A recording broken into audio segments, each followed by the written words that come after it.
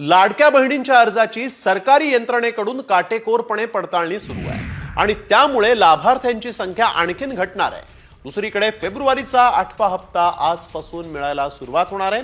पाहूयात हा एक विशेष रिपोर्ट। लाडकीला फेब्रुवारीचा हप्ता आजच।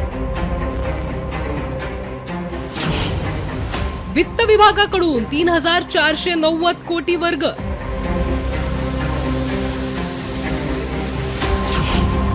पडताळणीमुळे लाभार्थ्यांच्या संख्येत घट। एकीकडे लाडक्या बहिणींच्या अर्जांची शासकीय यंत्रणेकडून काटेकोरपणे पडताळणी सुरू आहे, दुसरीकडे फेब्रुवारीचा 8वा हप्ता कधी मिळणार याची उत्सुकता होती। लाडक्या बहिणींसाठी खुशखबर आहे। आजपासून लाडक्या बहिणींच्या खात्यात फेब्रुवारीच्या हप्त्याचे 1500 रुपये जमा होणार आहेत। वित्त विभागाकडून 3490 कोटी रुपये वर्ग करण्यात आल्याची माहिती आहे। डिसेंबर अखेर 2,46,00,000 महिला लाभार्थी होत्या, त्यातील 5 लाख महिला अपात्र ठरल्या। त्यामुळे जानेवारीपर्यंत 2,41,00,000 लाभार्थी महिला आहेत। मात्र अजूनही अनेक महिला अपात्र ठरण्याची शक्यता आहे, कारण सरकारने काटेकोर निकष लावलेत। पाहुयात कोणते निकष आहेत आणि नियमात काय बदल केलाय। 4 चाकी वाहन कुटुंबात असेल तर योजनेचा लाभ घेता येणार नाही। महिला परराज्यामध्ये विवाह करून स्थायिक झाली असेल त्याही महिलेला या योजनेचा लाभ मिळणार नाही।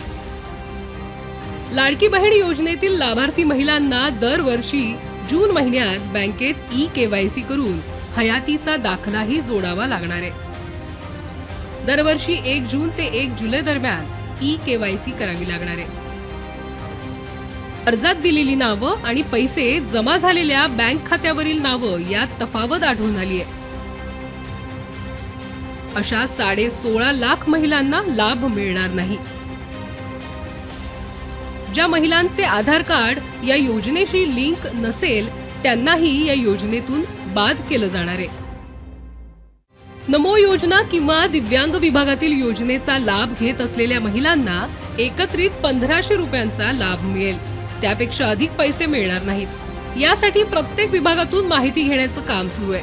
आता नव्याने छाननी सुरू झाल्यानं अपात्र ठरणाऱ्या लाडक्या बहिणींची संख्या आणखी वाढण्याची शक्यता आहे। त्यामुळे निकषांबाहेर लाभ घेतलेल्या किती लाडक्या बहिणी अपात्र ठरणार हे पाहणं महत्त्वाचं ठरणार आहे। यामुळे सरकारी तिजोरीवरील भारही कमी होणार आहे। ब्युरो रिपोर्ट, साम टीव्ही।